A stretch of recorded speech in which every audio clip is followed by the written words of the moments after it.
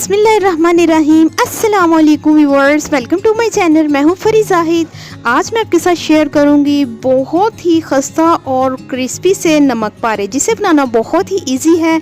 खाने में ये इतने क्रिस्पी और इतने खस्ता होंगे कि यकीन जाने आप इसे हर रोज़ बनाएंगे। रेसिपी बहुत ही इजी और बहुत ही शॉर्ट है। लास्ट तक वीडियो को वॉच कीजिएगा और खूब इंजॉय कीजिएगा। बिना टाइम वेस्ट किए हम आ जाते हैं अपनी रेसिपी की तरफ। सबसे पहले हमें चाहिए होगा एक बॉल। अब हम ले रहे हैं 1 कप मैदा। मैदे को मैंने पहले से ही छान लिया था। इसके साथ साथ हाफ टी स्पून मैंने इसमें जीरा ऐड किया है, हस्बे ज़रूरत नमक ऐड किया है और 1 चुटकी मैंने इसमें कलवंजी ऐड की है। सो फ्रेंड्स, कलवंजी का टेस्ट बहुत ही मज़े का इसमें आएगा। तो अच्छे तरीके से मिक्स करने के बाद यहाँ पर मैंने 1/4 कप के करीब घी ले लिया है। आप चाहे तो वेजिटेबल ऑयल भी यूज़ कर सकते हैं। अच्छे तरीके से हम इसको मसल कर एक जैसा कर लेंगे ताकि जो हमारा घी है वो अच्छे तरीके से मैदे में जज़ब हो जाए। सो फ्रेंड्स, आप मैदे की जगह पर वाइट आटा भी यूज़ कर सकते हैं। अब हम इसमें थोड़ा थोड़ा पानी ऐड करेंगे और एक सॉफ्ट सी इसकी डो रेडी कर लेंगे।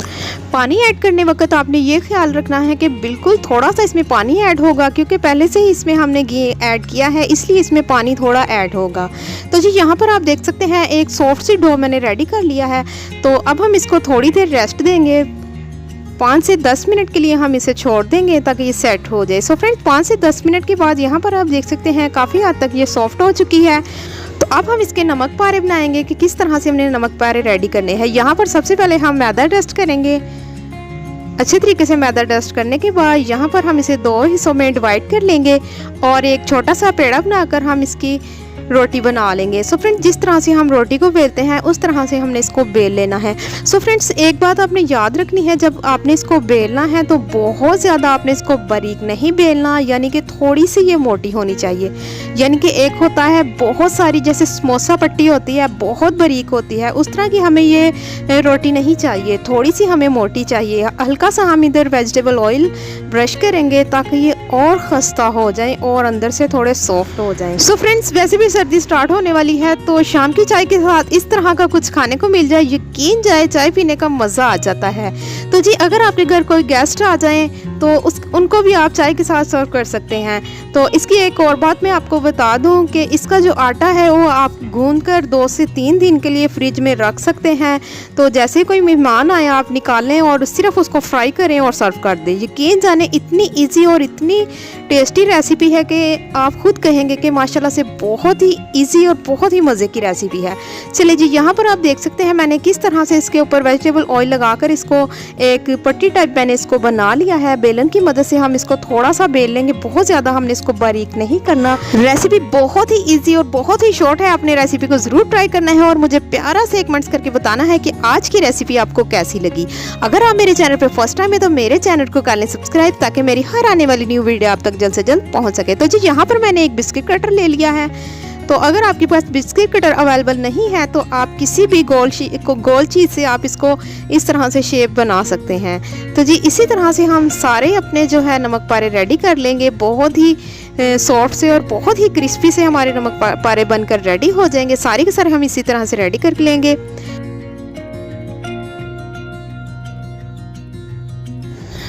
तो जी, यहाँ पर मैंने पहले से ही ऑयल को प्रीहीट कर लिया था। मीडियम टू स्लो फ्लेम पर हम इसको फ्राई करेंगे। अब हम इनको इतना फ्राई करेंगे कि इसके ऊपर एक खूबसूरत सा लाइट ब्राउन सा कलर आ जाए। सो फ्रेंड्स, मेरे चैनल पे कुछ सब्सक्राइबर नए आए हैं, उन लोगों का मैं तहे दिल से शुक्रिया अदा करना चाहूँगी। इसी तरह अगर आपकी सपोर्ट मेरे साथ रही तो इंशाल्लाह मैं बहुत जल्द कामयाब हो जाऊँगी। तो आप मुझे दुआओं में याद रखिएगा, मैं आपको। तो जी, यहाँ पर आप देख सकते हैं बहुत ही खूबसूरत सा कलर आ चुका है। तो माशाल्लाह से बहुत ही मज़ेदार से क्रिस्पी से हमारे नमक पारे झटपट से रेडी हैं।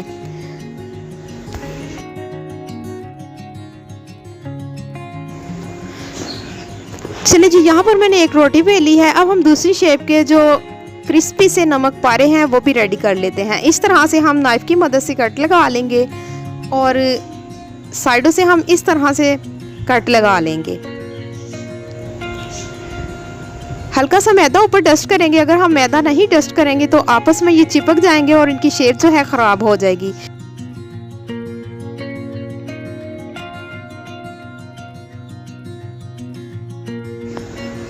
सो अब हम दूसरी शेप वाले भी इसमें फ्राई करेंगे। इनको भी हम बस इतना फ्राई करेंगे कि इसके ऊपर खूबसूरत सा लाइट सा ब्राउन कलर आ जाए। तो जी 1 से 2 मिनट के लिए इनको फ्राई होने के लिए छोड़ देंगे। 2 से 3 मिनट में तकरीबन ये फ्राई हो जाएंगे। तो फ्राई होने के बाद यहाँ पर आप देख सकते हैं बहुत ही खूबसूरत से हमारे जो नमक पारे हैं वो रेडी हैं।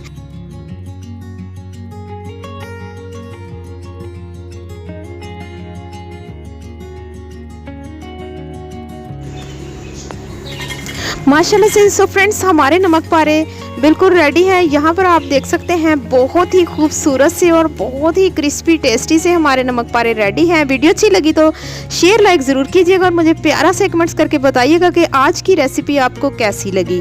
तो जी आज की वीडियो यहीं तक की नहीं थी। मैं नेक्स्ट आपको बताती हूँ कि इनकी जो ख़राब होने की वजह है वो क्या है। तो जी मैं आपके साथ शेयर करने लगी हूँ। यहाँ पर मैंने जो है बहुत ही बारीक पट्टी बेलकर मैंने उनके नमक पारे बना लिए थे। सो अब हम इसको भी फ्राई करते जाएंगे। तो इसकी जो ख़राब होने की वजह है मैं आपको बताती हूँ। सो फ्रेंड, यहाँ पर आप देख सकते हैं अगर हम स्लो फ्लेम पर इसको फ्राई करेंगे तो ये बहुत ज़्यादा अकड़ जाएंगे, यानी कि एकदम से ये ऐसे बन जाएंगे जैसे कोई बहुत ही हार्ड चीज़ होती है। अगर आप ज़्यादा थोड़ी सी फ्लेम रखेंगे तो इनका कलर जो है इस तरह सा आ जाएगा, यानी कि ये जले हुए बनेंगे। सो फ्रेंड्स, इनकी शेप और इनका जो खाने का टेस्ट बहुत अजीब सा और बहुत ही कड़वा सा होगा और दिखने में ये ऐसे लगेगी जैसे वो हम चना चाट में या दही भल्लों में हम पापड़ी यूज़ करते हैं। तो ये इसलिए ऐसे बने हैं कि हमने पट्टी को बहुत ज़्यादा बेल लिया था। तो आपने ये याद रखना है, पट्टी हम जब भी बेलें थोड़ी सी मोटी होनी चाहिए, फुल बारीक नहीं होनी चाहिए। तो आज की वीडियो कैसी लगी आपको मुझे कमेंट्स करके बताइएगा। मिलते हैं न्यू वीडियो के साथ। आप मुझे दुआ में याद रखिएगा। मैं आपको अल्लाह हाफिज़।